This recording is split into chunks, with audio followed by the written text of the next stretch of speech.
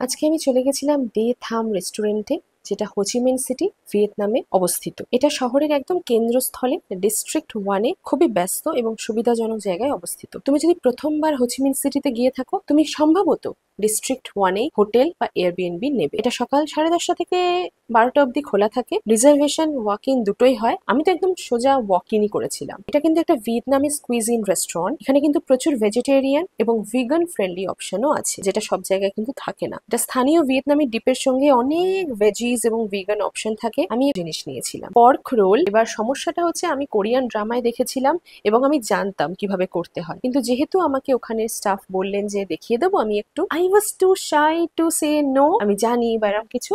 আমি ওনাকে বললাম হ্যাঁ দেখিয়ে দিন। উনি আমাকে দেখিয়ে দিলেন কিভাবে এটা রোল করে খেতে হয়। এটা কিন্তু বেস্ট সেলারে আছে। আমার মনে হয় আমি ভিয়েতনামে যতগুলো খাবার খেয়েছি তার মধ্যে এটা আমার সব থেকে বেশি ভালো লেগেছে। রাইস পেপারটাও একদম আমাদের এখানে যেরকম রাইস পেপার পাওয়া যায় ওরকমই রাইস পেপার, কিন্তু পর্কটা কিন্তু প্রচন্ড সুস্বাদু ফ্লেভারফুল ছিল। এছাড়াও আমি নিয়েছিলাম কোয়েল এগস। এই ছোট ছোট ডিমগুলো মারাত্মক সুস্বাদু ছিল। মায়া এগ যেটা বলে না, ওরকমই কিছুতে ম্যারিনেট করে রাখা ছিল, তার জন্য ভেতরেও কিন্তু ভালো ফ্লেভার ছিল। আর আমি একবারে একটা ডিম খাওয়া যায়। তো প্রত্যেকটা খাবারই আমার বেশ ভালো লেগেছে। এখানে স্টিকি রাইসটাও কিন্তু খুবই ভালো ছিল, আর স্যুপটার বেসটা ছিল অনেকগুলো ভেজিটেবলস আর পর্ক ব্রথ। ওয়ান্স এগেন এটাও কিন্তু প্রচন্ড ফ্লেভারফুল ছিল। এটাও পর্ক বেসটি খাবার। ভিয়েতনামে এসে পর্ক খাওয়াটা ম্যান্ডেটারি, আর এখানের পকটা কিন্তু একদমই আলাদা ছিল এবং ভীষণ ফ্লেভারফুল ছিল। যাই খাও না কেন এদের খাবার কিন্তু বেশ ভালো। গুগলে ভালো রেটিং আছে। হোচিমিনে এলে এই রেস্টুরেন্টটা অবশ্যই ট্রাই করো।